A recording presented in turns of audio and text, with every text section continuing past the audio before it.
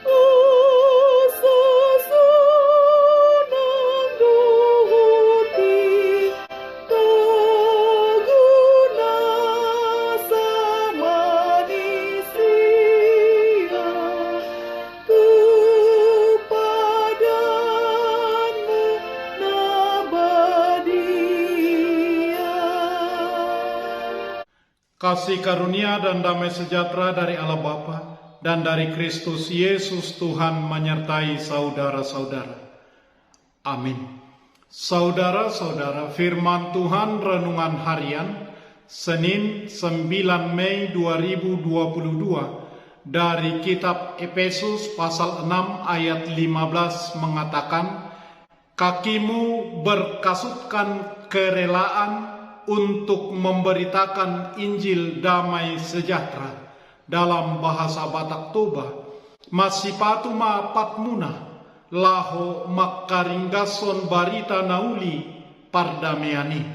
Demikian firman Tuhan. Saudara-saudara, kasut kaki atau sepatu kini sudah menjadi kebutuhan primer manusia. Fungsi utama sepatu adalah untuk melindungi diri dan cedera kaki akibat terbentur benda keras atau menginjak benda-benda keras maupun tajam. Sepatu yang baik bukan saja untuk melindungi kaki, namun juga nyaman untuk digunakan. Di era modern ini, fungsi sepatu bukan sekedar pelindung kaki, tetapi menjadi bagian dari model. Sepatu dapat membuat pemakainya bertambah percaya diri. Zaman dahulu prajurit Romawi selalu mengenakan kasut terbuat dari kulit yang tebal dan dilengkapi dengan tali sampai ke betis atas, sehingga tidak mudah lepas saat berada di medan peperangan.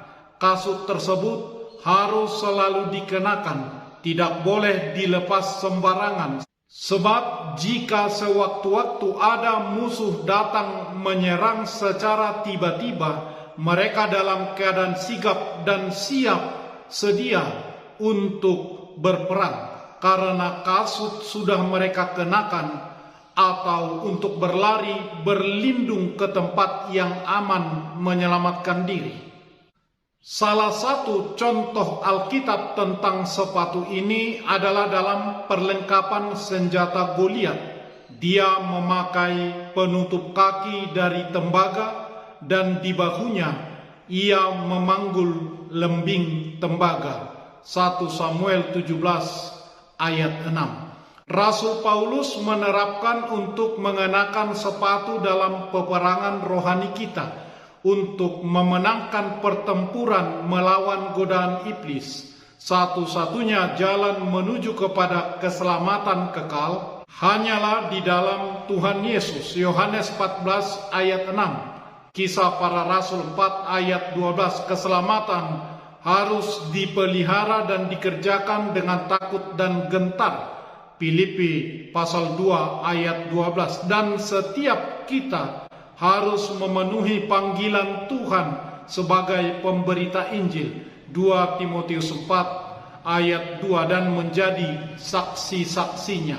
Ketika kita melangkahkan kaki kita untuk memberitakan Injil, harus berkasutkan kerelaan, jangan bersungut-sungut, apalagi karena paksaan. Memakai kasut rohani kerelaan untuk mengabarkan Injil damai sejahtera, kerelaan hati untuk siap sedia setiap saat memenuhi panggilan Tuhan. Matius 26 ayat 41 mengatakan, berjaga-jagalah dan berdoalah, supaya kamu jangan jatuh ke dalam pencobaan. Roh memang penurut, tetapi daging lemah. Seseorang yang berjaga-jaga adalah seseorang yang punya kesadaran rohani untuk bereaksi dengan cepat sesuai dengan kehendak Tuhan.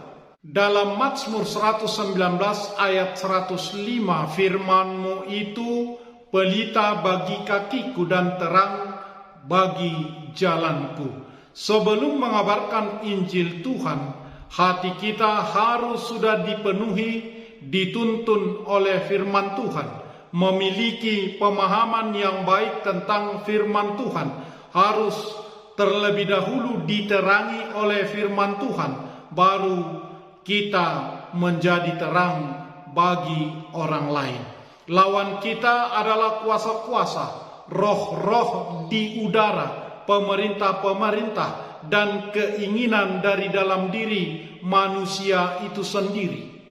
Bagi Rasul Paulus tidak ada keraguan bahwa kuasa iblis kalah terhadap orang yang beriman jika mengandalkan kuasa Tuhan. Orang percaya akan dimampukan untuk menghancurkan semua serangan iblis. Kerelaan mengandalkan perlengkapan Tuhan harus kita miliki, karena itu akan membuat hati dan pikiran kita benar-benar tulus dalam menghadapi dan memenangkan perseteruan dengan iblis. Milikilah kasut kerelaan untuk mengabarkan Injil damai sejahtera Tuhan. Jadilah kuat melakukannya di dalam kekuatan kuasa-Nya. Amin.